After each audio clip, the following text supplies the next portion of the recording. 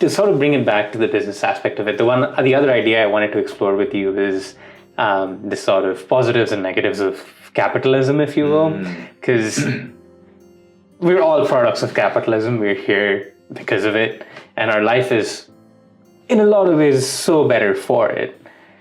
But I guess there are some negatives to it as well that we're starting to see now. I'm a capitalist, and I firmly believe exactly what you said, that how we got to where we are today, we wouldn't be here without some element. It's one thing to say I'm a capitalist, and I think capitalism is the right answer, and that's a true statement, and I do.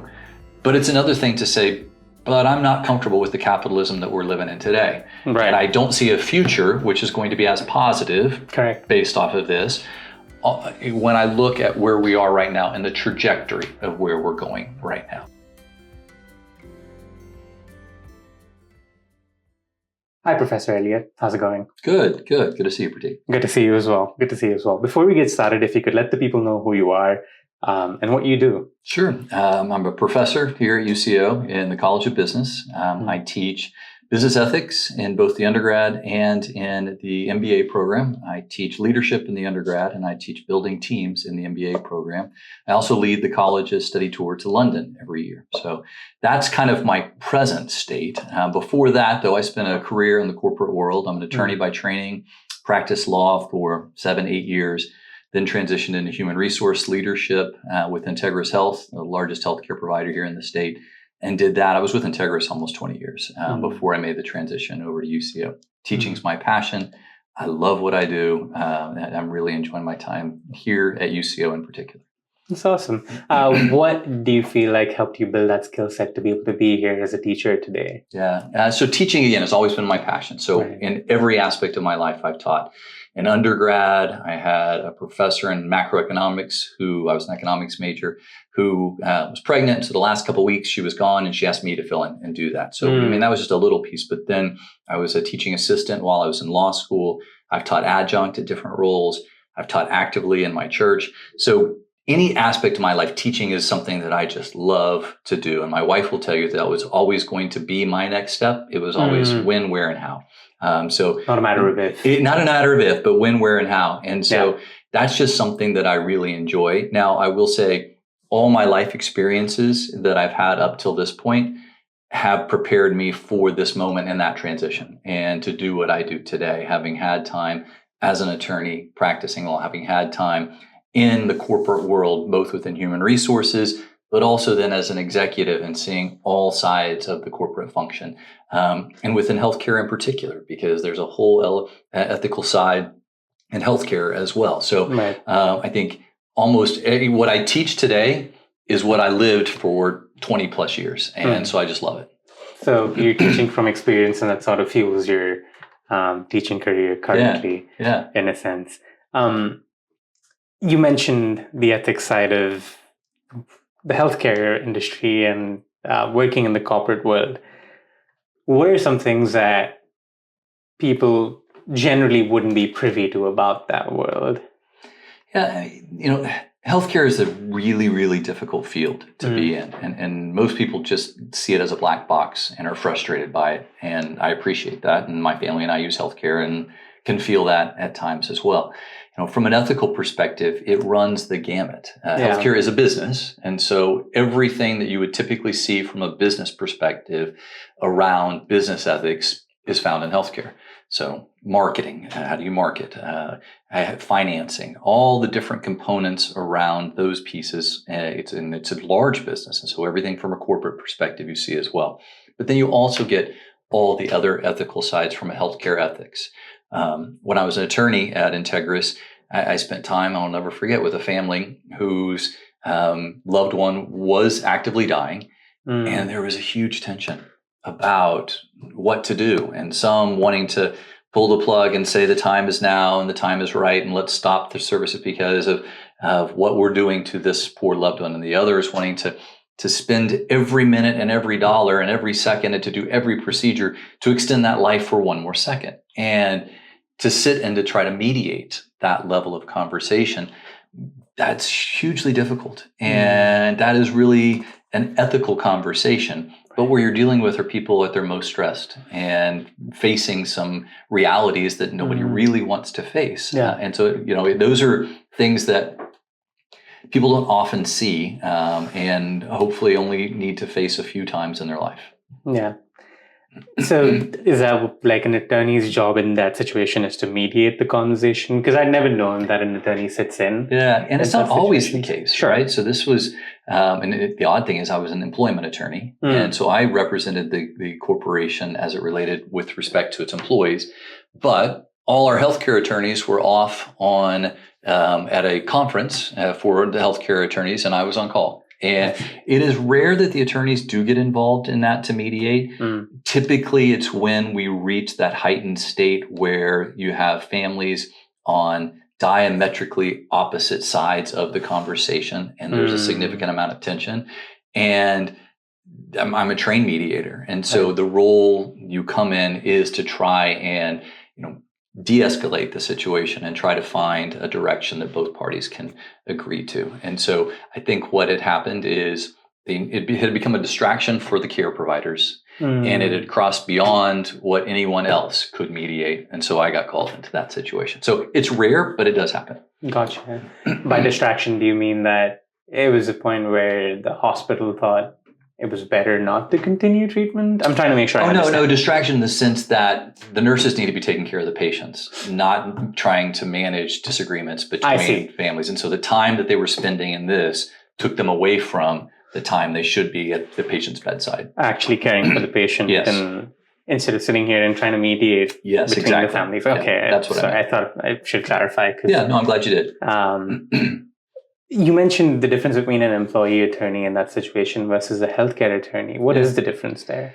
It's really which laws that you know the best. And so my expertise and my training and my work in the practice was solely as an employment attorney. I represented corporations. And so all the laws that dealt with employment were my element of expertise. And we had one of those within the healthcare system. And then there were 5 attorneys that did healthcare law. And it's just those were the laws that they were experts on and that they understood.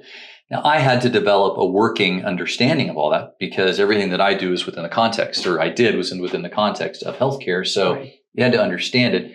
But I didn't understand and didn't need to understand the nuances and the details to the extent that they did. So it's really what area of expertise, what laws that you focus on and understand the most. Gotcha. So in some sense, it's like a specialization of the field of law. Absolutely.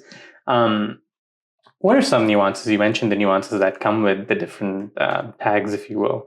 What are some of the nuances of an employee attorney's, job that most might not understand? So the way I approached the role, and I think the way that is most beneficial, and it translates into human resources, because I went straight from being in-house counsel with Integris, and then my next role with Integris was into human resources. And so I think there's a better understanding if you look at both of those together, right? And human resources has a very complicated role within organizations. I mean, there's a lot of jokes about human resources. You can go Sheldon knocking on the door. You can go to the office and everything associated with it. But the reality is human resources wears 2 hats. They wear the hat of the employee advocate with the executives. So you have to stand for the employees with the executives and advocate for the employees with the executives, whether it's in better benefits, whether it's in not having a reduction in forces, whether it's in advocating for more pay and better resources, all those components. You are the employee's advocate at the executive level, but you're also the management's advocate to the employees and are responsible for ensuring that these things which the organization wants to accomplish and the policies and practices that have been put into place are implemented in the way with respect to the people of the organization that gets the best outcome for the organization. And the employment attorney does the same thing. The employment attorney is one who has the organization's best interest at heart and is one who intends to try to ensure that the organization does the right thing with respect to employees. Not everything that happens for the right way. And sometimes it's intentional and sometimes it's not intentional.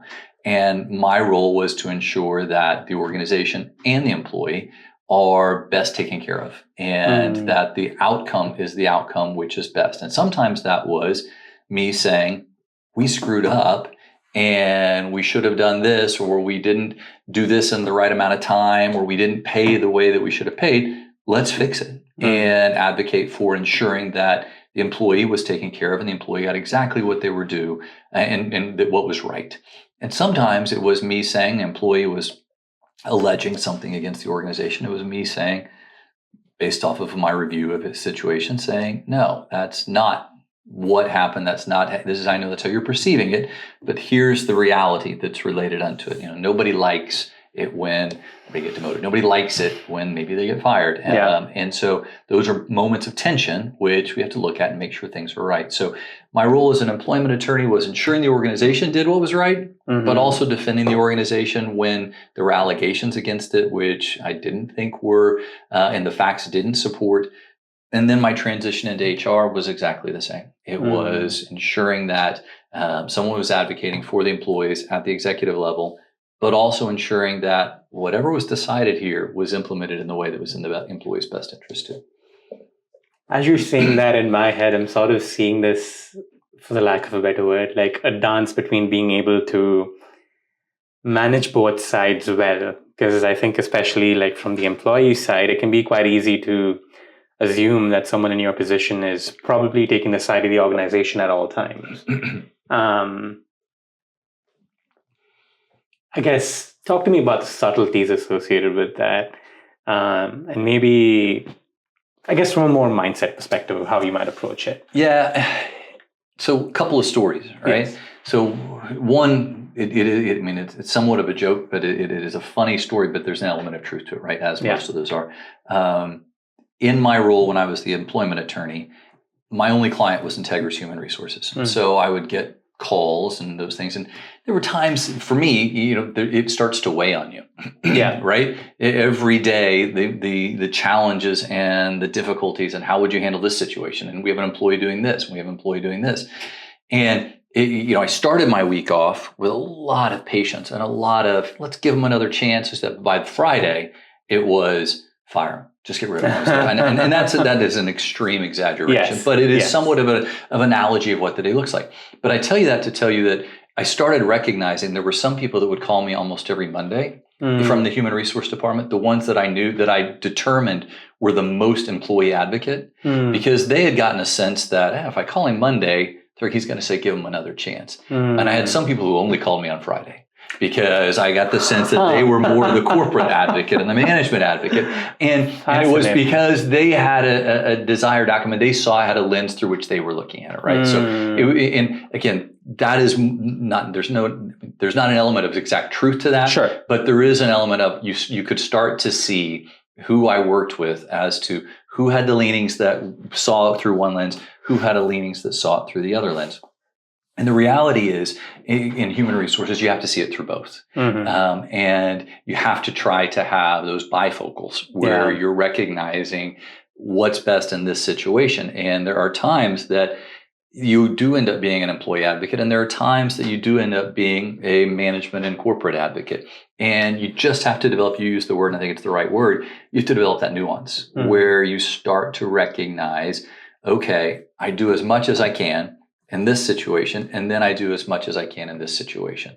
It's a reality of how do you have balance in seeing what you are. Now, the problem with that, though, is when you do your job right, nobody thinks you're doing your job, right? Because if you are finding that appropriate balance, employees think you're not a strong enough advocate for them and that you're just a tool of the management. Yes. And management thinks that you aren't advocating enough and dealing and doing the things that management wants you to do, and you're way too much of an employee advocate and you have a bias in the situation. So when you are ultimately doing your job well, in a sense, you're not pleasing necessarily either, because you're actually showing the true balance that's necessary and required in that role. It's a tough role that people don't necessarily look at and see just how difficult it might be to navigate those waters.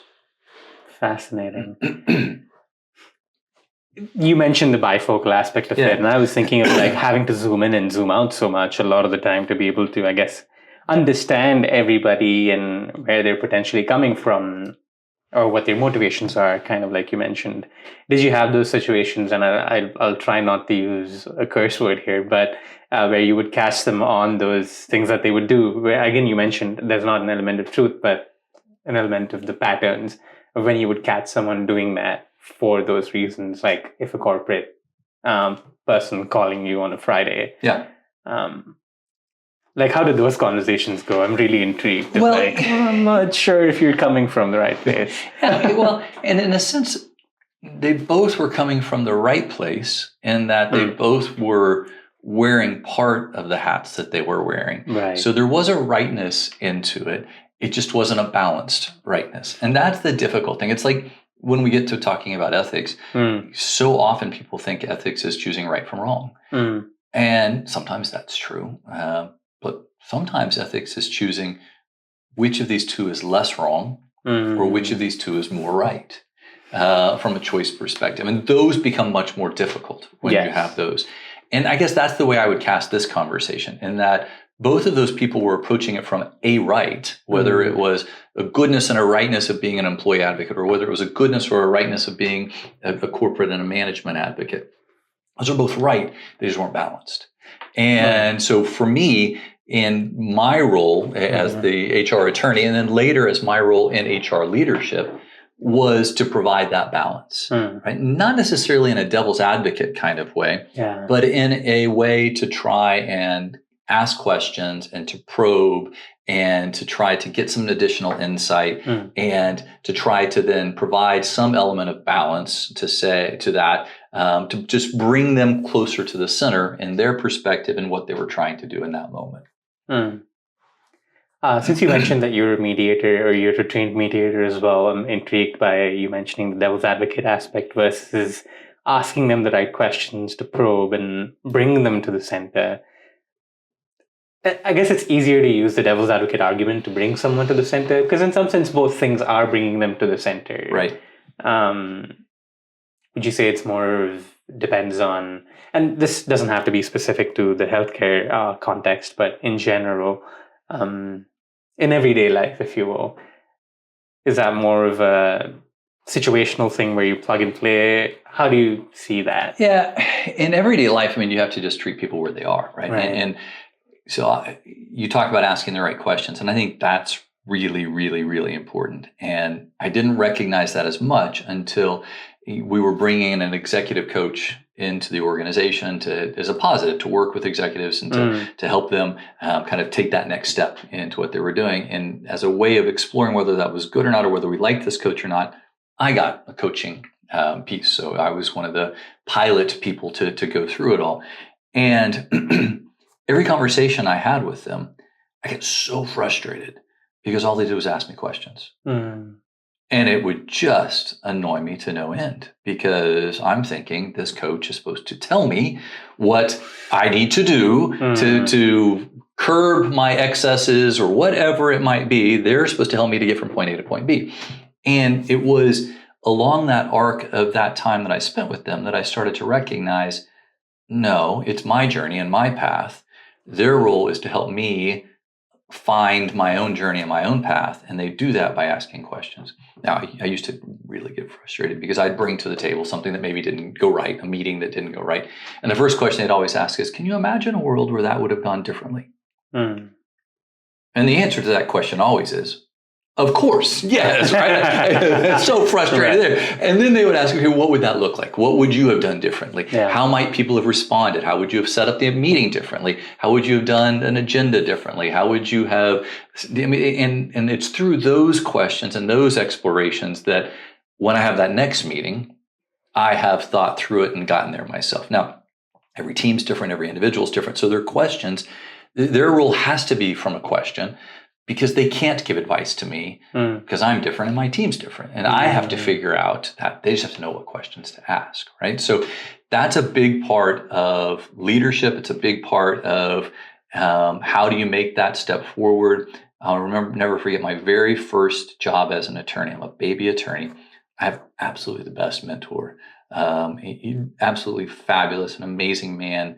I am just so thankful that was my entry into the workforce in general, but in the law in particular. But I would always go into it. And I would walk into his office if I've identified an issue, and I would say, here's a problem.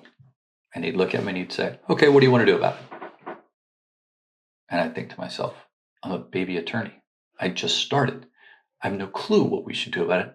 That's why I came to you. I want an answer. You're a partner. You tell me what to do about it. Yeah. But he wouldn't let me leave till I told him. So I started to learn this idea of, okay, if I identify a problem, I also have to identify a potential solution. So I would go into his office and say, here's a problem I've identified. Here's something I think we can do to address that. Mm-hmm. And I will tell you that, full transparency, most of the time, that's not what we did, right? Mm. Because my ideas and my thoughts and on next steps were, I didn't have the wisdom, I didn't have the experience, I was identifying things. And sometimes we would take it and, massage it and go a direction. And occasionally he'd go, that's exactly what we should do. But what I developed was a idea that, all right, if I'm going to be the one that identifies the problem, I have to identify a pathway and a solution out of this, whether it's the right or the best.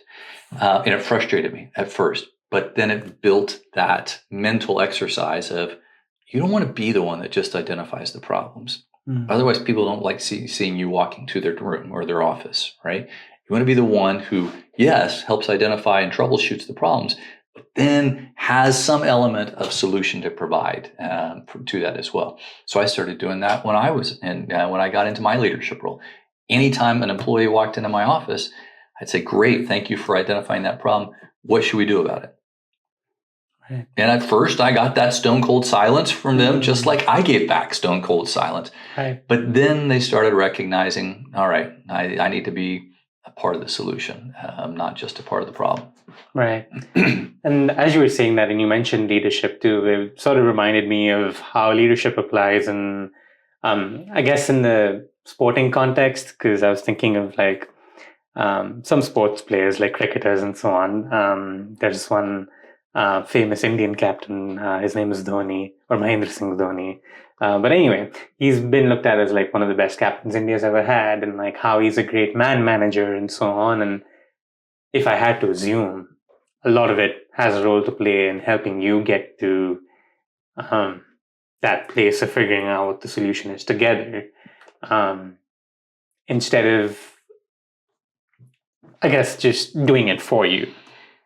I guess that's sort of the way I saw it based on the answer that you just gave, because I think of this analogy quite often of you can take the horse to the pond to drink, you can't make it drink out of the pond. And I guess that applies a lot to what you just said in some sense, or at least that's how I'm perceiving it. Well, and congratulations, cricket's in the 2028 Olympics. Yes. So I'm excited about that. So that's good for them. It's the T20, I think, that they're going to be doing. So, Probably so, because the other two formats might be a little too long. Yes. Cricket is one sport, which I love sports. And I've tried to learn as much about every sport that's out there. And when I was in London this last May, the cricket was going on and on the TV, and I watched as much as I could, and I still don't know how it all figured out. It's still just something I'm like, okay, I that's a difficult one for me right now. Yeah, I think it takes some time, and I'm the same way with American football. No clue what's happening. Right. I see people, it looks quite similar to rugby in a lot of ways, but I don't know rugby either. So my wife and I got into rugby. Cool. There's a Netflix, the Six Nations series on there, and we watched that. And then after that, now we love watching rugby. So that kind of got us into rugby last year. So what do you do in your free time? Now that you mentioned that, I'm intrigued. Yeah. So a couple of things. My wife and I have a small farm that's east of town here, and we've got goats and a horse and a donkey and dogs and cats. And so that takes up a decent amount of our time, just being there and enjoying that. I love documentaries. That's kind of one of my passions, is we're always watching documentaries. And the other aspect is my wife and I are different in that she loves all of the true crime novels, or all the crime shows and all the murder shows and everything. I tell my friends, if anything ever happens to me, go back and watch the last week's worth of crime novels and see if there's anything that's learned there. Whereas I can't handle that level of stress, right? Sure. I've had enough stress in my life at different times. I don't like that anxieties. I don't like stressful movies. I don't like stressful TV shows. I like shows that have an arc, right? That have some element of antagonist or some element of a moment or a climax need, but then fall back and have a nice positive ending at the end of the day. And we all kind of, so shows like All Creatures Great and Small, those kinds of things that those are really, really something that I enjoy, and I like those things. So we do watch some TV together. I like to read as well. I like to hike. We go to Colorado at least once a year in the summer, and I do some hiking up there. So those are some of my favorite things. Awesome. I do remember that we spoke briefly about Colorado the last time we had met to try and record. But getting into, I guess, the business ethics aspect of things, you mentioned earlier the ethics aspect that we might not necessarily think about as much as it's also about the most right or the most wrong, and that influence of the gray that comes in. I think as human beings, and maybe especially in the world today, and you can correct me if I'm wrong, because I feel like every generation says that generation has the worst problems, but every generation has different levels of problems, and I think in some sense they might be parallel, but that's just my opinion. But anyway, before I go off onto a different tangent, when talking to students, for example, or trying to make them understand about this gray that exists, from just personal experience, I can attest for myself that it can be quite hard to look at the gray, because we want things instantly. So how does one foster that in a system like this, in a class where you're talking to your students about it? Yeah, ethics is in this time is a really difficult conversation, and maybe it's always been, right? But like you said, every generation deals with its issues. For me, a big part of the challenge is taking a student who's sitting in a chair and they're a junior in college, because it's a junior level course that I teach there, and helping them to recognize that who they are in that moment in that chair is 100% a product of their life lived experiences. Right? That they have gone through life with blinders on, as have I, as have everyone, right? Yes. That's not a criticism, it's just a statement of reality. Right. And their known reality is based off of the experiences that they've had. And so part of my job is to take them, try to peel back those blinders, challenge what their beliefs and experiences are, and not to have them change their beliefs, but to say, why do you believe what you believe? Why do you think what you think? What in your life's experiences have brought you to this moment? And, oh, by the way, there's a whole nother way of thinking and doing things out there in life that isn't wrong, it's just different. And exposing them to that idea of how do we break down some barriers? And I tell my students at the very beginning of class, my goal is not to make you little me's at all. That would be the worst world out there. My goal is not to have you change who you are and your perspective or your beliefs or your opinions. My goal is to force you to walk through the semester journey of why do you think what you think?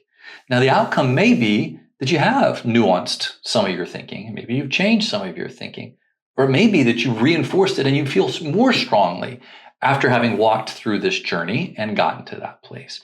But it's just the idea, college should be all about learning how to think critically. And that requires us to recognize that we do have blinders on, and how do we break through this idea of we're always right, and our experiences are always best, and our perspectives are always the true perspectives, right? Now, the challenge that I deal with now is the idea of ethical relativism, which is the idea of you do you, and I'll do me, and we're all okay, right? And we're living in a world of this growing ethical relativism, which can be challenging, right? When you start to break all the norms in a society, and we start to say that individual norms outweigh those of the greater societal norms, then it just becomes difficult. Not saying one's more right nor one's more wrong, but it certainly becomes more difficult. Now, I mean, someone like you coming here as an international student, you came from this cultural set of norms, and you came to a place that had very different cultural norms. You probably had a lens on it so much better, right? And this is the challenge that I have in my class. It's the old joke of the picture, the meme of the fish in a bowl of water, and the fish says, "What water?" Right? Yeah. Now you take them out of that water, and they're like, "Wait a minute, where's my water?" We're living in, if you've been raised in the United States in the last 20, 30, 40, 50 years, okay, that's the water. That's the cultural influence around you. And sometimes it's difficult for us to even recognize all these cultural influences around us. So part of my job is to take students and say, I'm taking you out of the water that you've been in. I'm taking you out of the water that you've been in. And now we need to take a look back and go, oh, what was this water? What did influence us? Why did we, why do we do what we do? Why do we think what we do? So that's my role. That's what I try to do for students, is to make them better versions of themselves on the pathway to becoming the best version of themselves, which is going to be different for every single student. Yeah. Yeah. Because I've noticed that in my own experience of living here, and the thing that you mentioned about college helps, or should be about like helping one to think critically. I think and again, I'm nowhere near where I'd like to be if I was judgmental of myself, but maybe judgmental is not the right word there. But anyway, in terms of being able to observe that nuance, I think I've gotten better over time, and college and the experiences I've had here are definitely a part of that. So I guess the hope would be that everybody takes that away. But I guess just because of the way the world is polarized and the sort of ethical relativism that you mentioned of, you do you, I'll do me. In some sense, we're trying to avoid having those difficult conversations that need to be had. Absolutely. Be it in the business world or in life otherwise. So it's just, I guess, trying to figure out how we could stop avoiding and running away from it. Any thoughts on that? Yeah, a couple of things. There was an article from The Atlantic. I want to say, I read it in December of this last year. I don't remember exactly when it came out, but I read it in December, and it was something like, why or how did Americans become mean? And it just bothered me. It struck me, right, of the reality of that statement. And one of the things in there that it talked about was that we've stopped having, how America got mean. And the idea of in a culture devoid of moral education, generations are growing up in a morally inarticulate, self-referential world. So one of the arguments that the author makes is colleges are not doing their job, and that they're not teaching students how to have difficult conversations on difficult issues. Again, not teaching them what to believe in those situations, but teaching them how to have mature, respectful, understanding conversations where what you're seeking is understanding, as opposed to seeking to change or to denigrate or to whatever other word you want to attach to that. Right. And so it basically said, colleges, you're not doing your job. You got to have students have a conversation about what's important in life, those kinds of things. So I see my class as 100% that way. So we have group assignments, we have different things. And in each of those, I challenge the groups, bring something forward that's confrontational. Let's have a really deep conversations about, and it's all situated under business things. So I remember a group brought a project on DEI. Diversity, equity, and inclusion. And the conversation was the positive aspects of that, the negative aspects of that. What is it? What is it not? What should the goals be? Are they important? Are they not important? Are they bettering society? Are they not bettering society? And we had a really robust, and I encouraged a very robust, difficult conversation on pros and cons of these issues.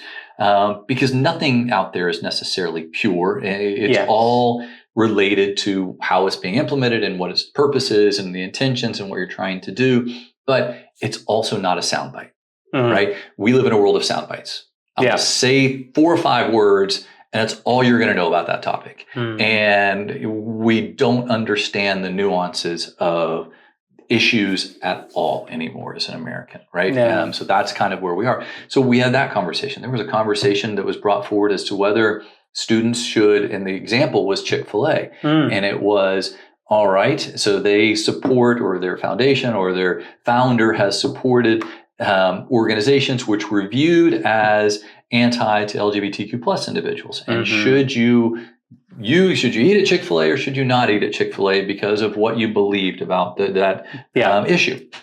And we had a real robust conversation about what does that look like, and how would that work on the other side of things, and what does that mean? And we kind of mirrored that with the Budweiser conversation and the issue that they had last year, and the boycott of the Budweiser issue around the World Cup. No, it was a Dylan McDermott, I think is the gentleman's name, and the transgender conversation that was there, and so we kind of married those two of.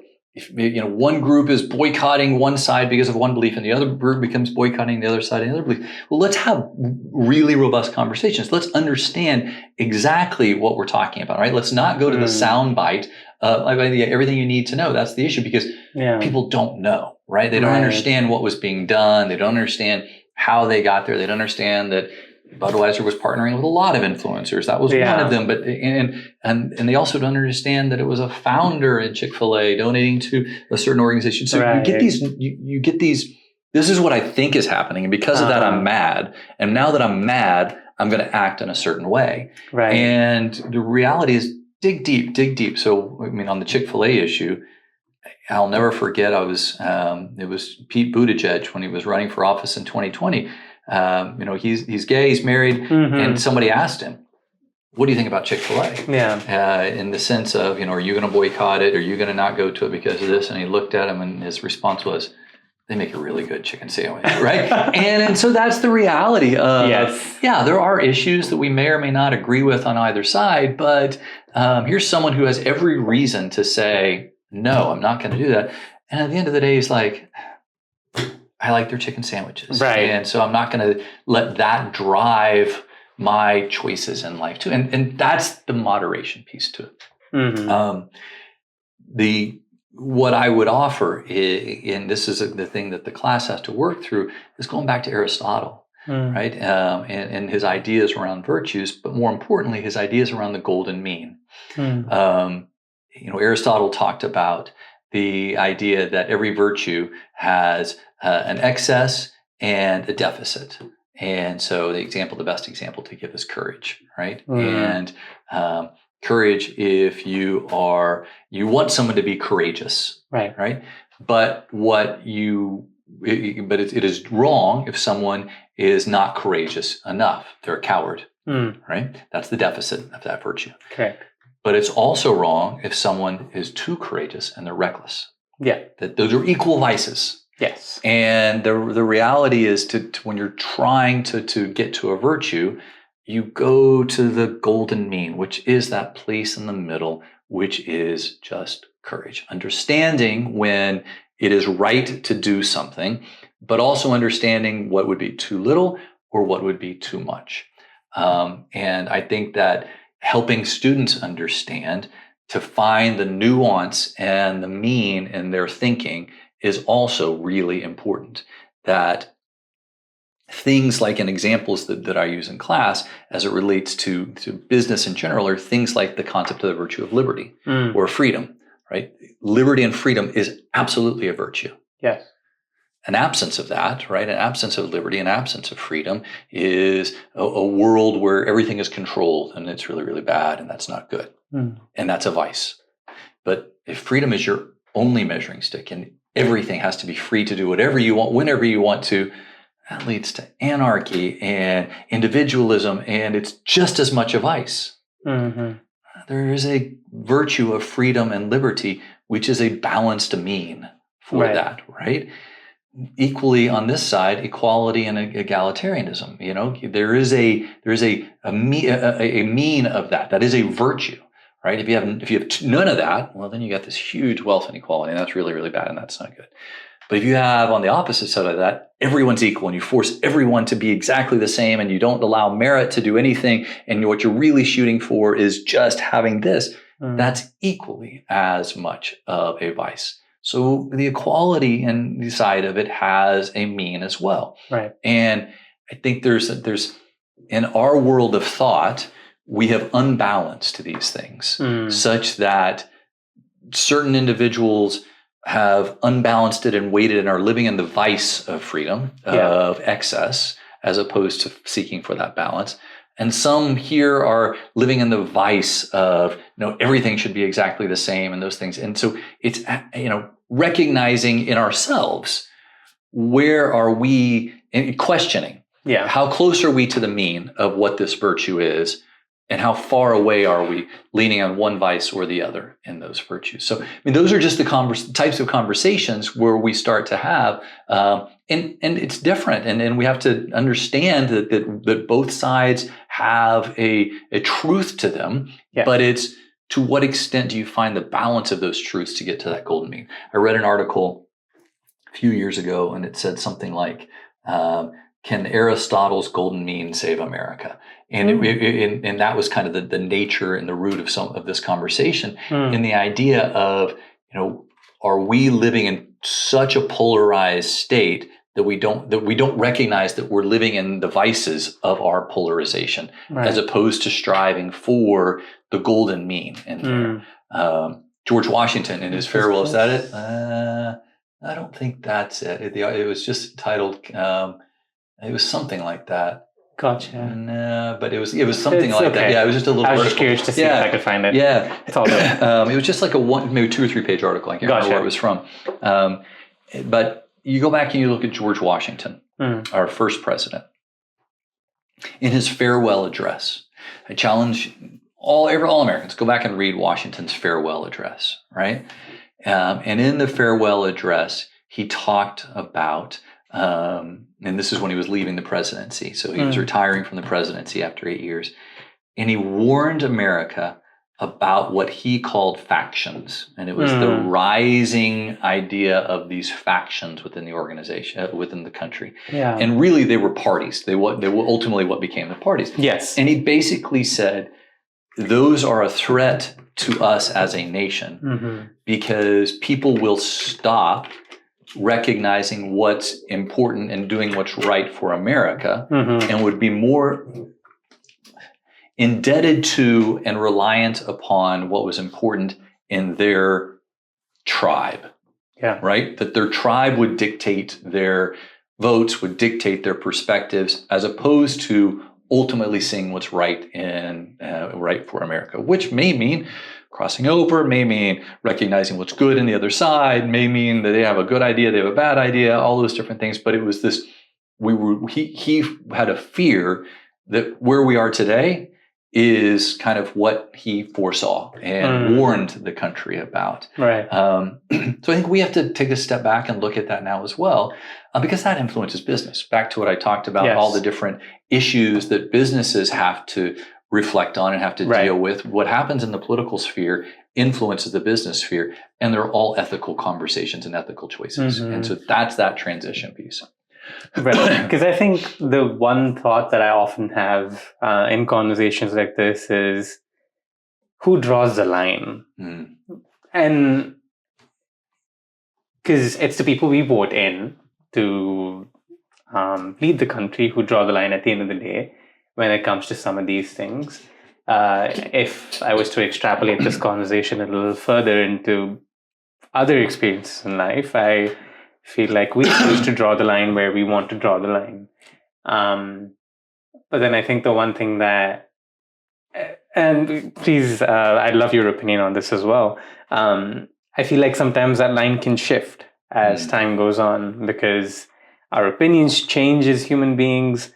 And I've heard this it was in a very soundbitey format, but I really liked how it was put. It was this, and I think it's a commonly known phrase, that when facts change, opinions change. And I think realizing that that line can change as well is quite important. Because I guess the other example that I was thinking about just now was you mentioned the DEI conversation that you had in your class, and one thing that popped up in my head was I think it was Starbucks. I'm going to try and pull this up in a second here. Starbucks was promoting LGBTQ virtues here in America and in the Western world, but then they didn't have the same advertising in the Middle East because their culture is quite against those principles and so on. So, and I think there's been a lot of debates about how they're in Russia and yada, yada, yada. I'm going to take that just for a second because I think that's important. That's a great example. And I talked about ethical relativism, the idea of I'm right or my good is my good, you're good, right? So that's one aspect of it. The other counterbalance to that, though, is ethical imperialism, right? Where we go into, as a corporation or as a society, we go into another culture and say, no, you have to do things the way we do them. You have to be ethical in the way that we think you should be ethical. And corporations that do that struggle, right? And so I think that's that challenge for like a Starbucks. You may have certain positions here in the States that you advocate for, or culturally in this society, it is a belief that your employees, your customers support or is culturally appropriate, right? It's within the cultural norms of this society. You pick that up and go into another society and you start to say, in the Middle East was a great example. Right. That's a different culture. Yes. Right? And is it right for me to be to apply my ethical principles in that culture such that to my detriment, that I believe I'm so much better than them, which is really what the ethical imperialism is, right? This idea that my cultural perspective, my ethical perspective is better than your ethical perspective. Therefore, I'm going to apply that in that situation. Right. And that's an internal question for an organization, right? Because you got to recognize that if you're going to do business in that culture, how do you nuance who you are to do business in that culture? Or maybe you just choose not to do business in that culture. If if from an ethical perspective, this is so core to your organization that it's going to be run counter to the cultural ethics of that country or that other area, then maybe you can't do that, right? Maybe that you just make that choice. Or you make the choice of, I can do that and slowly be an influence in that culture just by my presence there.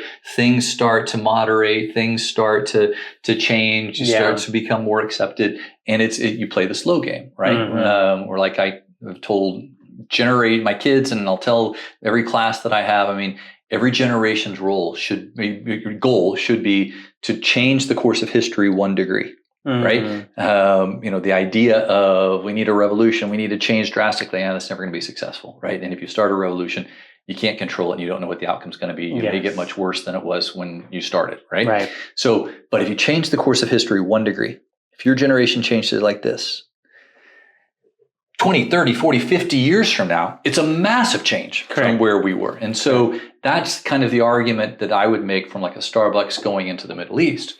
Yeah, maybe you don't go into the Middle East with the same type of hardcore or transparent openness as you would be here in the States, but just by your presence and by some nuanced things that happen, you can start to change that culture as well over time. Yeah. So, that would be just one conversation piece around something like that. Yeah, and I believe the argument at the time was that Starbucks doesn't hold the LGBTQ values as strongly as one would think because they're not sort of brandishing that in the Middle East either.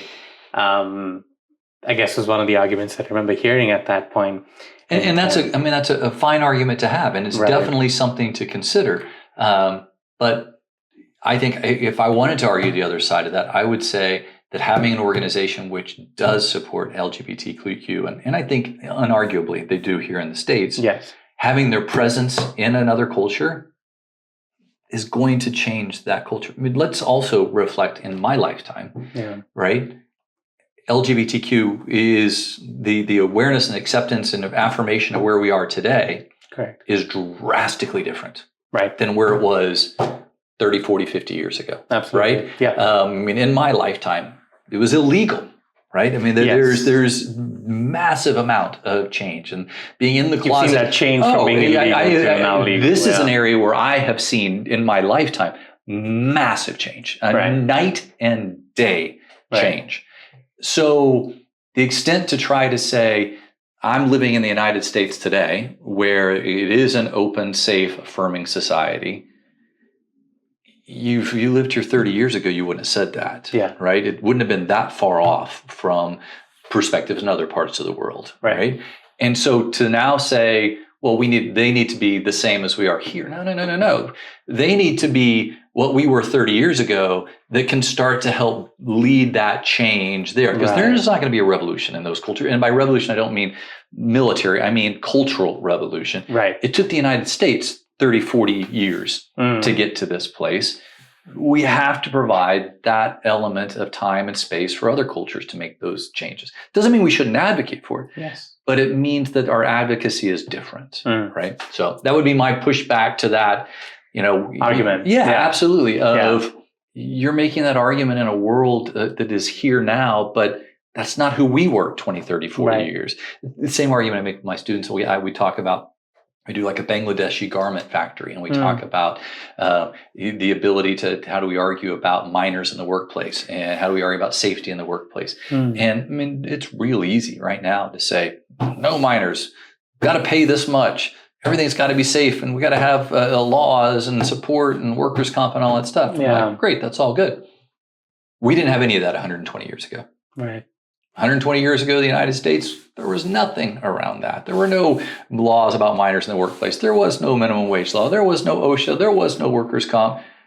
So here we are now, later, criticizing another culture, wanting to use our ethical imperialism to overlay our ethics on them, when 100 years ago, we didn't do that. So they're at a place that may be 100 years behind us. How did we make that evolution? How do we help them make that evolution? Maybe speed it up, right? So it didn't take them 100 years to get there. But that we can't expect them to be us today when we have 100 years worth of change. And we were no better at that point in time either. And so, again, our idea of who we are is through the lens of this moment as opposed to our past as well. So, there's a lot of different angles, I guess, one could explore with that, because in some sense, it's also an argument of how we view life on a larger scale, correct? In the sense that we want everybody to believe what we believe. And that if you don't believe what I believe, I'm against you, kind of thing. And I think that lack of understanding also has a role to play in some sense. Will the Middle East accept those ideas or not? We don't know. But to add to your argument, trying to affect that change is one way to go about it, instead of expecting them to go from 0 to 100 in 60 seconds. Right. Because, and I don't want to sort of turn this into a geopolitics conversation, because in some sense, I feel like business and geopolitics go hand in hand in a lot of ways. And this idea of doing business in the right countries or the wrong countries, and as they're framed, I should say, or, okay, we won't manufacture here because they have minors working in factories and so on. To sort of bring it back to the business aspect of it, the other idea I wanted to explore with you is the sort of positives and negatives of capitalism, if you will, because we're all products of capitalism. We're here because of it, and our life is, in a lot of ways, so better for it. But I guess there are some negatives to it as well that we're starting to see now. I don't know if you've heard of this gentleman. His name is Naval Ravikant. He's an angel investor and so on and so forth. I heard this idea that he spoke about on a podcast, which has sort of still stuck with me. In a world, if you sort of zoom out and look at the world, the most prosperous countries in the world, in some sense, are product of capitalism. So to think that developing countries would not want to take that approach is kind of, and I'm paraphrasing a lot here, but in some sense, it's sort of foolish to think that way, because it's sort of like the other argument of, oh, the US has done a lot of this X, Y, and Z to get where it is, but now the US is policing other people and telling them not to do that because it's bad for the environment and all that kind of stuff. So I'm sort of intrigued. Like, does capitalism play a role in the conversations that y'all have in class? Yeah, less in my undergrad class. We do talk about it, but it's less. In my MBA class, I have the students read a book on capitalism and do a book review and then a book presentation on it. They choose, right? So it's not a book where I say, here, read this book, and it's my thoughts or my opinions, and I want you to critique it. It's read any book that you want to on the current state of capitalism, right? And the assignment basically says, what does the author define the current state and how we got here? What's the author's solution or proposed solution for the future state? And do you agree or disagree with the author, and why? Right? And then they have to do a book review, and then give the class a presentation on it. So the class gets exposed to all these different ideas around the current state of capitalism and kind of how we got to where we got and where we're going. And the root of it all, though, is I'm a capitalist, and I firmly believe exactly what you said, that how we got to where we are today, we wouldn't be here without some element of that, right? And we can go back to Adam Smith. I'm an economics major too. So I'm in economics, political science, dual major. So I love everything we're talking about here too. So this is great. But when you talk about Adam Smith, who was kind of looked at as the godfather of modern economics in 1776, and when he talked about the invisible hand of the economy and whatnot. And so that's all great. And that does kind of give us this idea. It's kind of what the roots of Milton Friedman and the hands off and let the market do what the market does, and that's what it is, right? So that's great. But we also have to look back to Adam Smith in the late 1740s, early 1750s. He wrote a book on the theory of moral sentiments, which he wrote before Wealth of Nations, which is the 1776. And in this book, again, I'm paraphrasing, the idea, though, is that one of the greatest goods that a company or a corporation or a business can have is doing good within their community. Okay, so I think those that advocate for Adam Smith and say he's the godfather of modern economics and look at the Wealth of Nations and look at the invisible hand of the economy and everything rooted in that, that's true. Adam Smith said that, and I actually visited Adam Smith's grave in Edinburgh when I was a college student, when I was studying in London, as a good economic student should do. Did my pilgrimage there. So yes, I am advocating for that. But you can't look at that without looking at his book and his conversation around the theory of moral sentiments, where he does talk about the goodness that needs to be done by business within a society. So when we talk about capitalism, there was a great article from the 1980s. I can't remember the name of the article, but it was talking about stakeholders and that whole conversation. I talk about that in the context of the lens of where we are today. You said earlier, we're all a product of capitalism. True statement. But we're a product of capitalism now. Right? Yes. Capitalism today is not the capitalism of the 1990s, right, which is not the capitalism of the 1960s, which is not the capitalism of the 1940s, which is not the capitalism of the 1880s or the 1850s or the 1800s or the 1776, right? So we're an evolved state, 250 years post Wealth of Nations, basically, right? Right. So it's one thing to say I'm a capitalist and I think capitalism is the right answer. And that's a true statement, and I do. But it's another thing to say, but I'm not comfortable with the capitalism that we're living in today. Right. And I don't see a future which is going to be as positive, correct, based off of this, when I look at where we are right now and the trajectory of where we're going right now, right? So that's that conversation of what is the current state of capitalism? How did we get here? And what are the potential futures and ways forward? And that's the beauty of those book reviews and the presentations, is then we all sit around and we talk about gosh, I like that idea, or I like that idea, or that rings true to me as to how we got here. I'm not comfortable with that. And again, my assignment is not to tell the students to find a book they agree with and just regurgitate it. It's to read a book and then tell me, do you agree or disagree, and why do you agree or disagree? So we get a lot of that element of it too. And where we come down, and I've had students who've had that assignment and come, and in the presentation, they have said, I thought I was a socialist, or I thought that I was going in that direction, or that these were things that I believed. But after reading this book, I am not. I actually am a capitalist. I agree with what this is, and this is I agree with this future, and I feel comfortable with this. That's great. I've had people that have come and said, I thought that I was 100% a free market capitalist, hands off of it. Friedman's got it all right, everything. And after having read my book and understanding kind of what they're talking about, I am a little concerned about where we are today and the potential future that we have with respect to this. So all those are good conversations. Back to that article from the 1980s.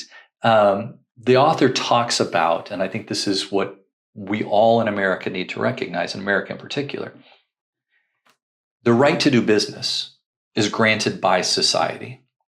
Okay, and what do I mean by that? I mean, society has said to business, okay, I want you to make products that we need and we like and that will advance our society and make our lives easier. I want you to give us jobs that'll pay well and provide benefits so that we can do the things we need to do for our families, raise our kids, send them off to college, help them find a trade, whatever that might be, and then be able to retire in life and do things like that. Businesses, this is the role that we as society has said you can have. Right. That's the way it is today. Wasn't always that way, right? Yeah. You go back to the 1400s, who was the number one employer at the time in the Western Europe? The church. They owned all the land. They owned the mills. They owned the property. The church was the one who society had said, give us the jobs, give us food, provide for us, give us safety, give us security, give us the things we need, and we will work for you in favor in return to that. There's been the feudal system, where people, the hierarchy has earned it. There was the agrarian system back even before that, when we all lived in community and we all took care of each other and we raised money and we did things. There has been communism, right? Which, let's get really clear, communism and socialism are just words that get thrown out today left and right. I mean, like, go look them up, people, right? You can't just call somebody a communist or a socialist. Just the same way you can't call them a fascist, right? Words have meaning, right? So socialism is that the government owns the means of production. Right? So that's the generalized definition of socialism. So we all work for the government. And you work for the government, they own all the companies and factories. Right. I mean, few people in America today truly want socialism in the context that there is no private industry. Communism is the government owns all private property. The car you have is the government's, they let you borrow it. The house you live in is the government's, they let you live in it. Even fewer people want to use that. So those words are just thrown around to scare people. But there was a society, when you look at Russia and you look at China in the mid 20th century, where there were attempts at a socialist or even a communist society. Right. There's a flavor of that in Venezuela, ancient Cuba, even today to a certain extent. There are flavors of that. And I would argue that every one of those has been a failure because humans are involved with that, right? Power struggles, whatever, right? So those greed are in a lot of ways. Greed, but greed's a lot of the problem with capitalism too. Sure. But the idea is, we don't have to have a capitalist society. And if society ever said, business, you're not giving us wages to help us meet our needs. You're not providing the benefits that we need to have. Your products are too pricey. You are not creating the wealth that we as a society think we need, and you're doing it only to your benefit. And we're seeing this vast disparity in wealth in the United States today and across the world, but the United States is a leader in that. If we reach a tipping point, then we have this element of potential revolution. And by revolution in the United States, it's some populace gets elected, an economic populace gets elected. What does that look like? I don't know. And no one, that is unknown, right? What the potential outcome could be there. Yeah. We could say, business, sorry, no more business. We're taking it and the government's going to do it. We could say no more business and we're going to give it all to, we're going to blow up these corporations and you can only have small companies or whatever. Yeah. I mean, I don't know what the future is, but we could get to a place that we don't like the future and we're not sure what that future might be or how that might work. And so I think business, and this is a lesson for business, is we have to be mindful and aware that we do what we are allowed to do what we do because society has granted us the right to do that through its laws and how it works. And society has the right to change their laws and take away all those rights from us. It can happen. It can happen anytime. It could happen anytime, right? And if business doesn't recognize that and start to evaluate again, what is the role that society expects of us today within that society? And are we meeting that role? I don't know what the future holds there. And so I think my job, part of my job in my ethics class is to raise the level of awareness of all these future business leaders on what is the role of business in society. There's an argument that business's sole role, back to Friedman, is to make a profit, right? And then that profit gets allocated out to all its investors and that way. That's one argument. And is that the argument that society as on the whole will look at and say, yeah, that's exactly the way we want the world to be? And if society doesn't look at that that way, then we have to be concerned about what that looks like when society has an idea that they want something different, because we can't control what that looks like. Yeah, it's like Rawls' theory of justice when he talks about the veil of ignorance, right? So the book's a fine book, and you can agree or disagree with Rawls where he is, but his context and his idea of the veil of ignorance, I think, is really important. So in this veil of ignorance, he basically says you don't know which side of an argument. It's used in negotiation trainings, legal trainings. I can use it in my ethics class around issues. And the idea is I put you against me, and here's a lawsuit, and I say you're on one side of it and you're on the other side of it, and here are the facts. And you're supposed to go to this mediation. You're supposed to come out with a dollar amount that you think would be a fair amount for mediation. And studies show that if I go in and I say, you're team A and you're team B, and this is a lawsuit and it's a conflict and a mediation, and you're supposed to advocate for getting to the right positive solution that is fair, what I come into that mediation with and what I expect as my fair outcome is way far off. You're much more advocating for your side. It's confirmation bias. I'm much more advocating for my side. But if what I say is, here are the facts, you don't know who you are, what's the fair outcome, right? And you'll find out who you're going to be later on, or I'm not going to tell you which side you are. You don't know A or B. What is the fair outcome? Studies show in those situations, both sides tend to find that point where it is a more fair outcome, right? So that's middle ground in a sense. More of a middle ground, but the idea is that you have this veil of ignorance so that you don't know which the outcome is going to be. In Rawls' book, he uses it as an idea of, you're this you're a baby floating up in space, getting ready to come into the world, right? The stork's getting ready to bring you down, but you don't know where you're going to go. And just in America, you could end up in a home in Scottsdale, Arizona with 2 lawyers. That's really great. You could end up in a project in Detroit. You could end up in the mountains of Appalachia. You could end up in a middle-class home in Oklahoma City. I mean, you could end up in all these different places, right? Right. And the question Rawls asks is that the society you would want to live in, where you just roll the dice and a random outcome is going to place you in abject poverty or great wealth and income? And if the answer to that question is, I don't like the odds, I don't like the randomness associated with that, I don't feel good or comfortable in taking my chances there, then is that the society you want to have and create right now? And that's Rawls' idea of, if you don't know which end of the spectrum you are ultimately going to end up in, do you want to create a society where there's that much disparity that you would really, really want one and really, really not another? And if the answer to that is, no, I don't like that, then it's, why are you okay living in that society today if that's what the reality is, right? And so do we have an obligation to try and better and to eliminate some of that elements of disparity?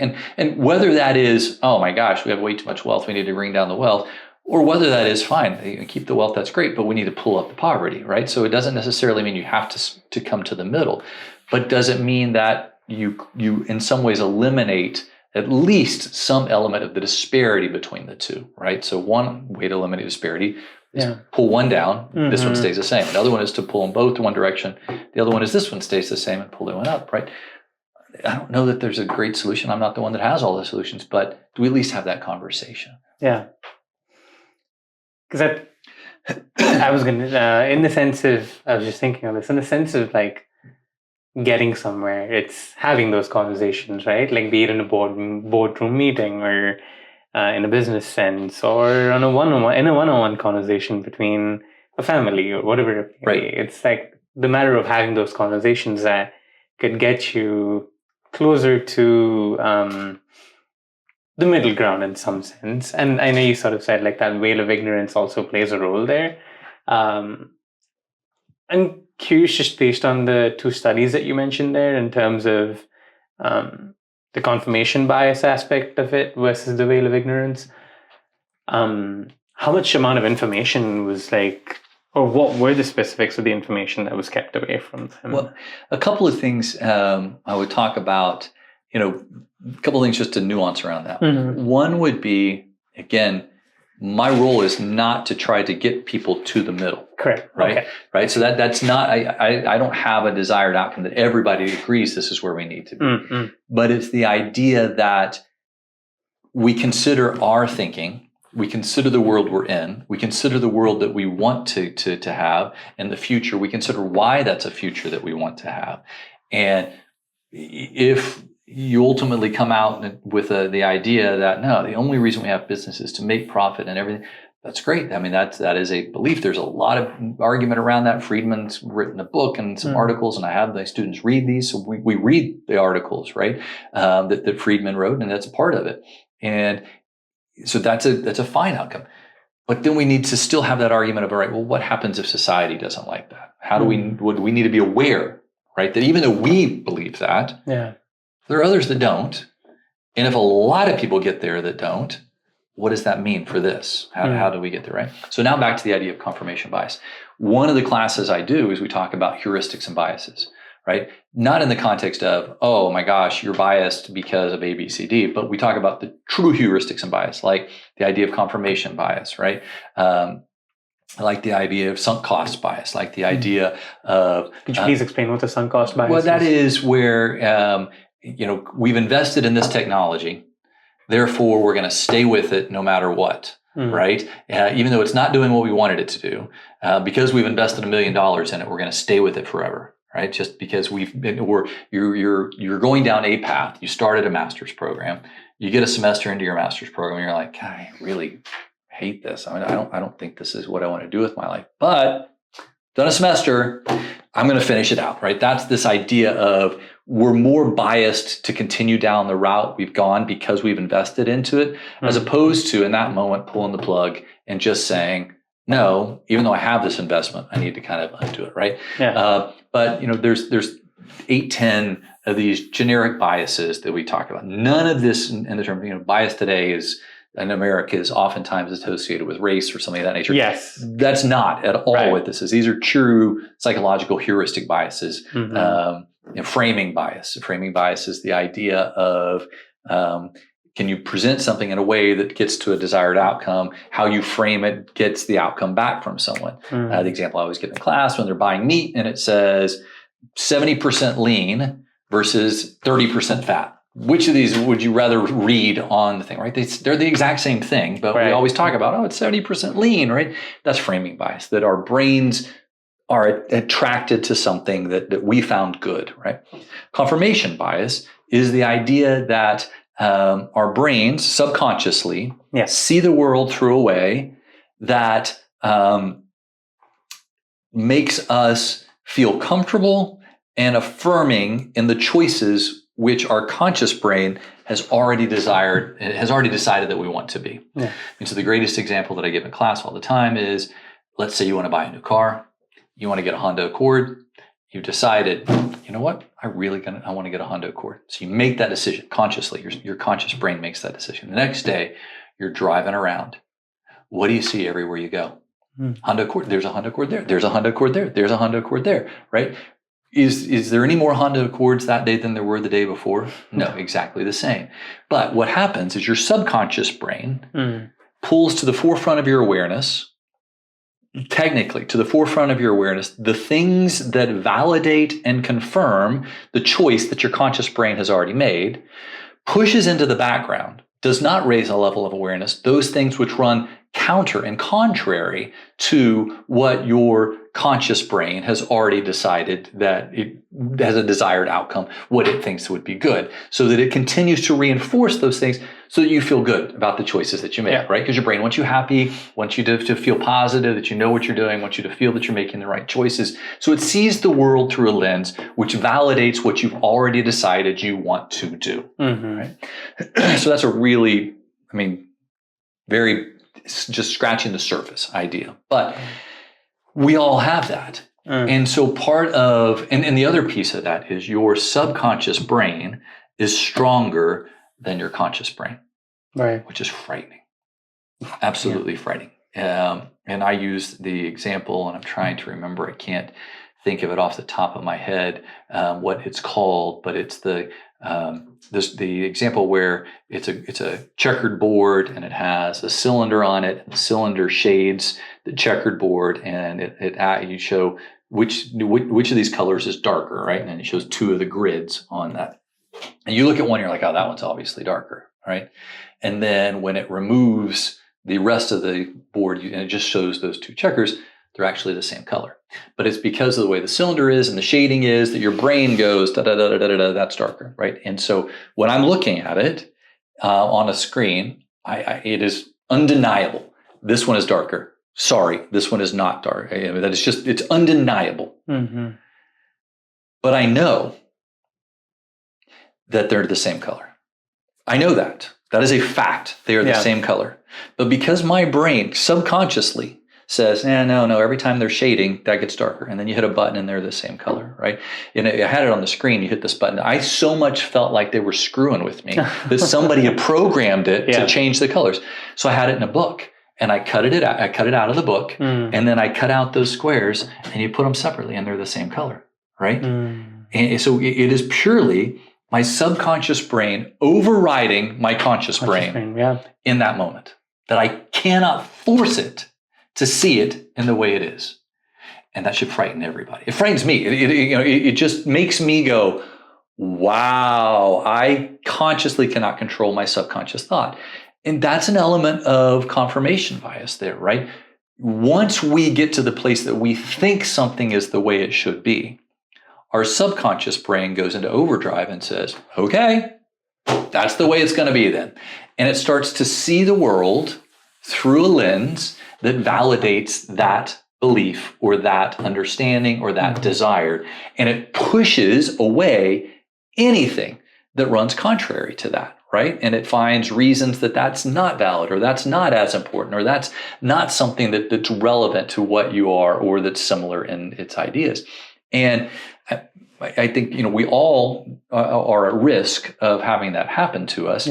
But I think with these today, the algorithms in here, smart people, they know that, right? The algorithms are built to trigger all of this. They know psychologically this happens. So this is just, this happens regardless. Without this, so they know how to tap into that. But now it's manipulation, that it's targeting to reinforce these kinds of things. It's the idea when you do talk political, somebody's like, oh my gosh, haven't you read this article? Haven't you seen this article? Don't you know this is happening? And the reality is their algorithm is only feeding them what they want to see. And the other person's algorithm is only feeding them what they want to see. So when you say to somebody, haven't you seen this? The answer is no. They haven't seen it, right? Because their news feed knows that they're not going to feed them that. And it's all rooted, what's the Netflix documentary? Social Dilemma, right? Yeah, absolutely. Which is frightening in and of itself. It's all monetized. It's all about, I don't want you to be angry. I don't want you to turn it off. And so I'm only going to feed you things which you want to see. And so, the media today, how we consume our media today, our algorithms and our news feeds is all driving us to polarization, and it's all rooted in confirmation bias. And so much of it is today that our subconscious brain is so fed with all of this that when we sit there and we say, I have consciously thought through all the issues and I have come to this through a critical thinking outcome, this is what I believe is true or the fact or the best course, the reality is you haven't. None of us have, right? So this is not this is not a personal criticism. The reality is you haven't. You've done so through your lens, right? But you've not exposed yourself to the other side. You've not exposed yourself to the other thought. You've not exposed yourself to the other arguments that are there. And once you do that, then ultimately you can say that you've critically thought through it all and seen things. But if you say, I've researched, no, Google and everybody else knows to just feed you what you want to know, right? I mean, that's just the technical outcome. You're just going to get the things which support your thinking. How do you break that? How do you get to a place where you are trying to balance that, break through those things? There's a great book called Why Good Leaders Make Bad Decisions by a guy named Fredrickson.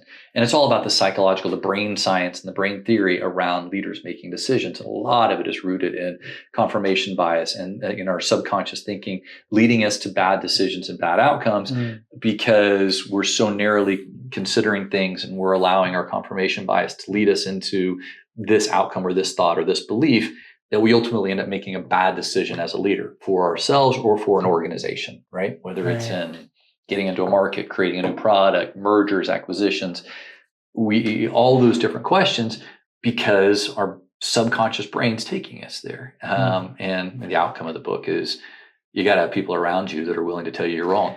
And if you don't have people around you that are willing to say, yeah, you're not seeing everything, and you need to have people around you who think differently than you, believe differently than you, have different opinions, different thoughts, see the world through a different lens, because that will help sharpen you and get you to the best positive outcome. If you just surround yourself with people, whether you're friends, whether you're their coworkers, whatever, who have the same algorithms and see the world through the same lens as you, you're ultimately going to make bad decisions because you haven't considered everything that you need to consider when you haven't opened yourself up to a broader audience. So, right. Does the ethical, weight, for the lack of a better word, lie in the hands of these social media companies, in your opinion, from a business sense, to be creating things like algorithms and so on that affect us so much? I think that, my personal opinion is we've reached a place where we have to have conversations around what that looks like. Difficult conversations around what that looks like. I grew up in a time where we had a thing called the fair time doctrine. And it was in the late 80s when it finally went away. And I'm just trying to nuance it because I don't remember it exactly. But basically, the idea or the concept was if you had somebody on TV or the radio and they were going to talk about a political issue, you had to have someone who was equal to them from the other side to present the other argument, right? So if you had someone that was going to talk about abortion, let's say, and they are pro-life, and they were going to get 5 minutes to talk about pro-life. We had to have someone, a senator. You have a senator that's going to talk about pro-life issues. Okay, great. You had to have someone sitting right next to him who was a senator that was pro-choice, and they got 5 minutes to talk about it as well. So me as a viewer, I got both sides of that issues, right? And I may be more pro-choice. I may be more pro-life.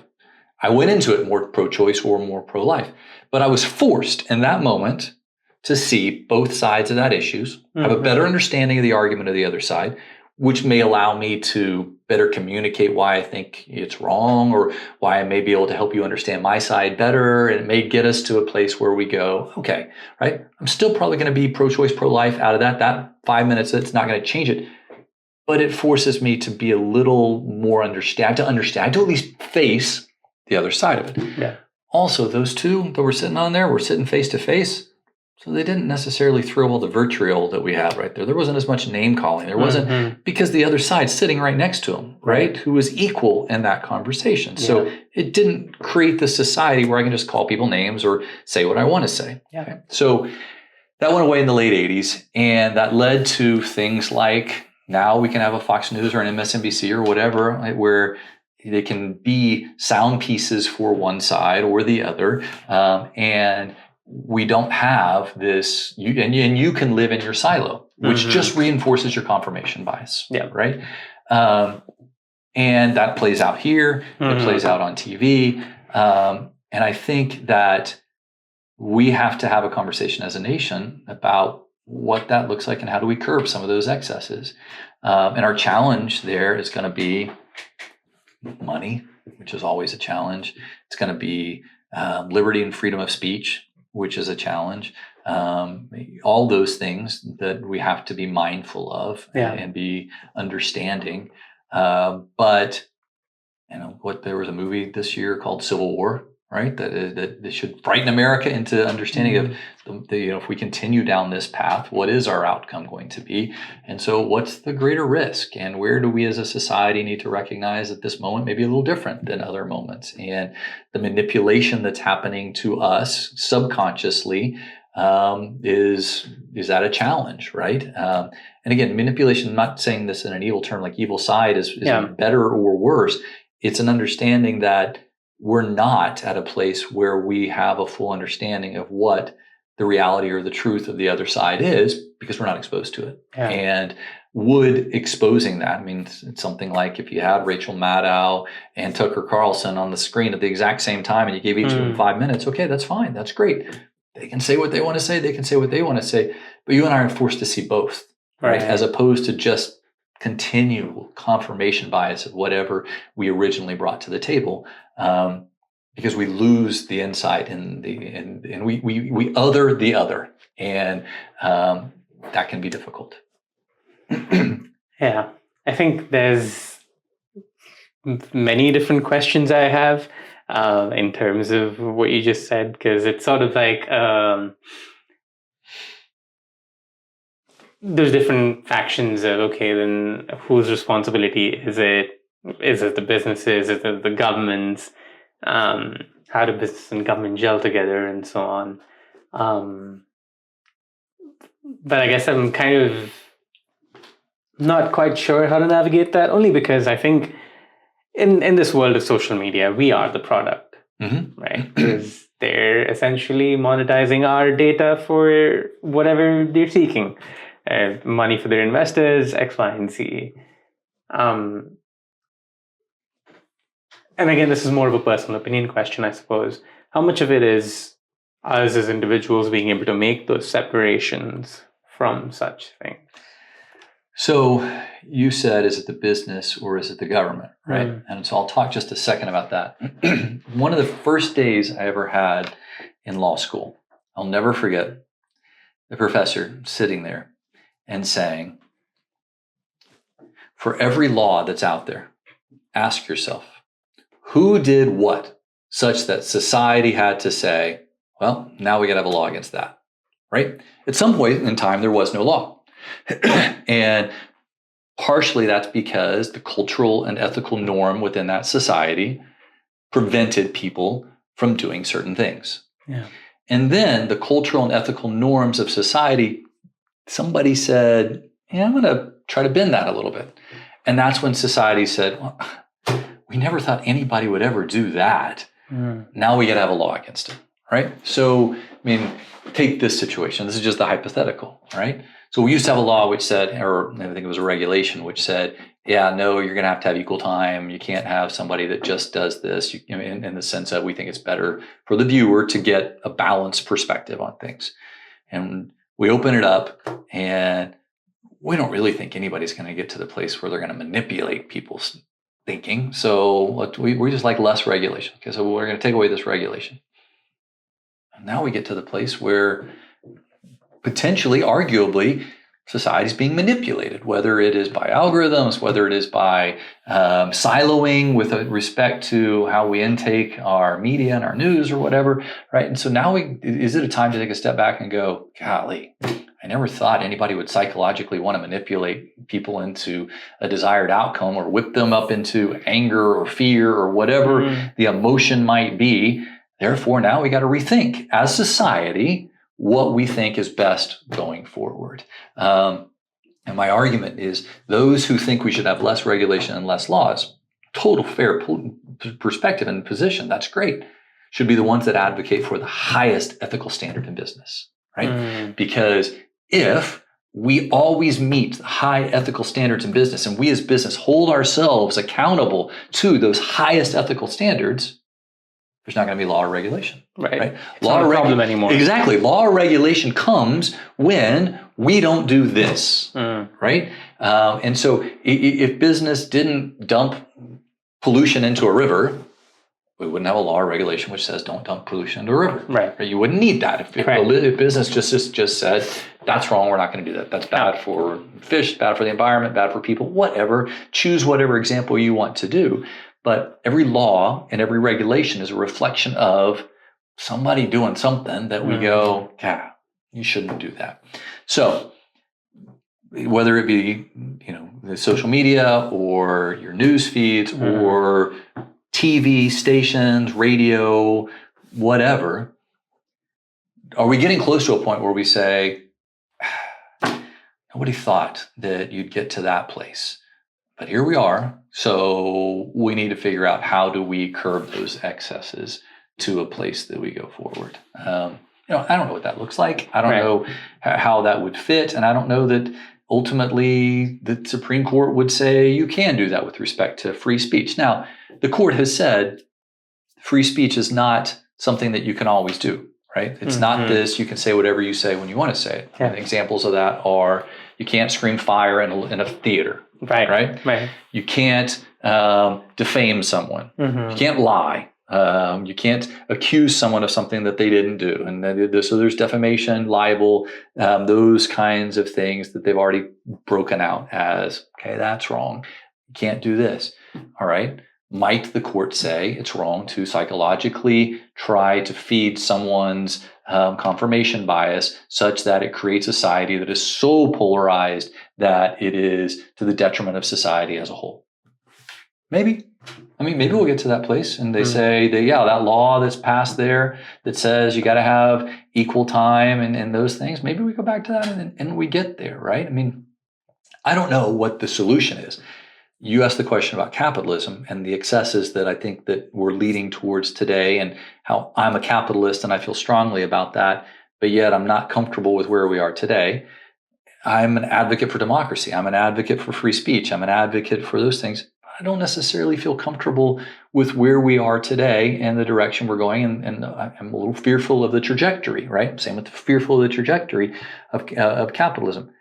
I don't have an answer or solution, but I think we have to have a conversation as a society. This is not an ethics class. This is a societal conversation. Just me as an individual, societal conversation around what does that look like? What are the potential risks? What are the potential risks to continue on the pathway we're going? What are the risks with making alterations and curbing the pathways we're going, right? And you ask the question, who's responsible for that? Who ultimately says, this is good, this is not good? Society does as a whole, but what are the risks there too?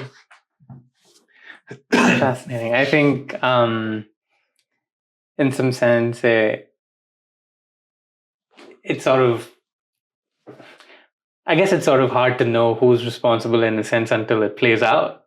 Yeah. In the sense that a business decides to take a certain path for good or for bad, because we also know that good intentions can lead to bad outcomes as well. But then when those bad outcomes happen, the government swoops in and is like, okay, maybe don't do that anymore. Right. So I guess it's going to be that constant tug of war is probably not the right phrase, but maybe it is, and that you're going to have to pull on either end at some point to sort of,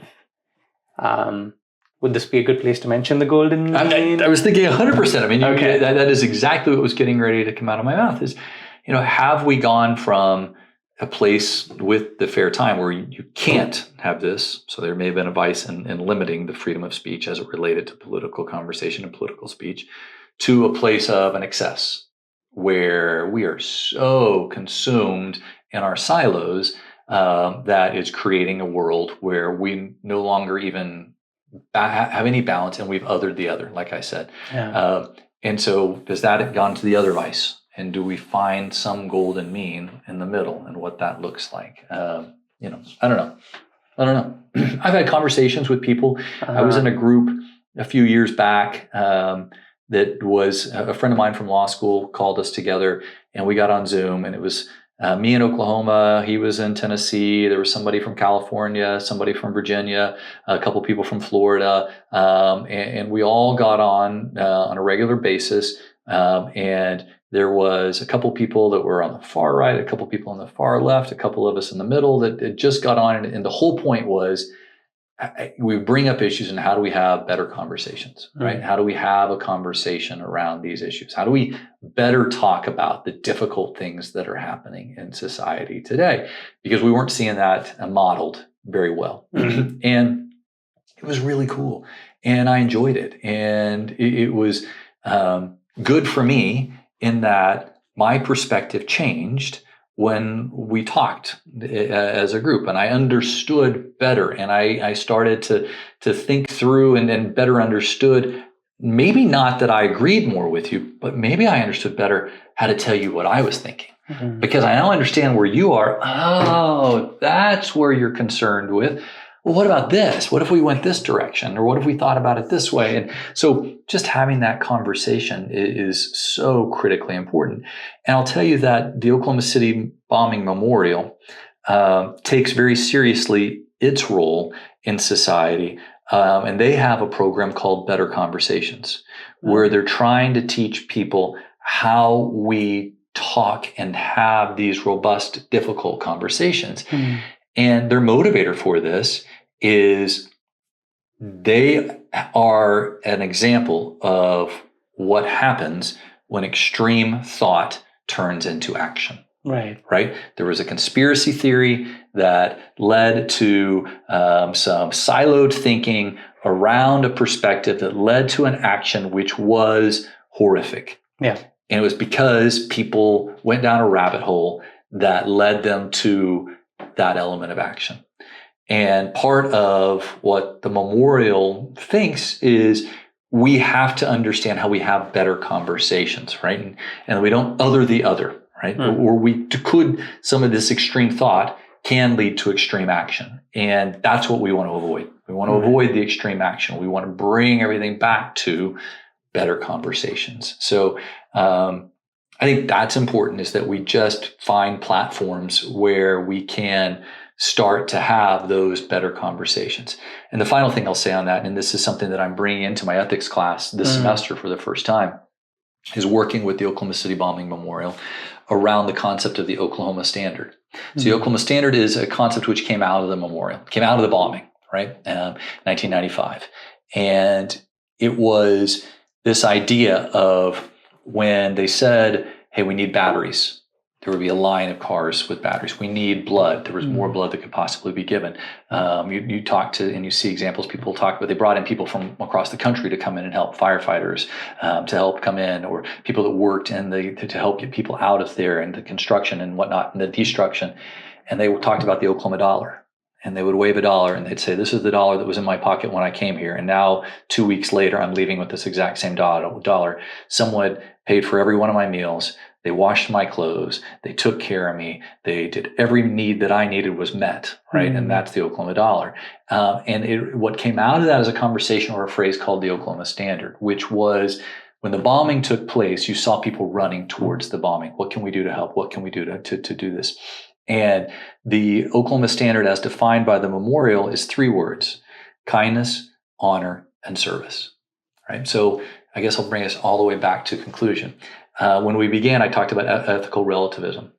And I think there is an element of, okay, let's talk about where your core is and your truth is your truth. But there are 3 things that I think we in Oklahoma, here in the Oklahoma City metropolitan area, hold true and are parts of our cultural ethics.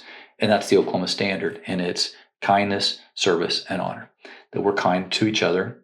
We're kind when we do business. We don't cheat. We don't steal. We don't do those things. We treat our competitors and our customers well, and we do what's right. That we honor differences amongst each other. We honor service. We honor sacrifice, right? And ultimately that we serve. that we see as our role a part of building a better community, and that we individually and we as a business find ways to serve to make our community better, right? And individually.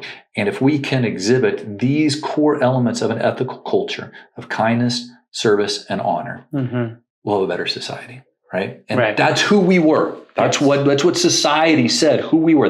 And then here's how we lived it out. And this is what it looked like. How do we continue to infuse that into the future? Beautiful. I think you've sort of put a nice bow on this conversation without me even trying to get there. So thank you so much, Professor Eliot. I really appreciate the wisdom that you've shared with me and with everybody who's listening and watching today. Or when this goes out, actually. But yeah, thank you so much. I really appreciate the time. Thank you, Prateek. I appreciate the opportunity. It's been a great conversation. Thank you.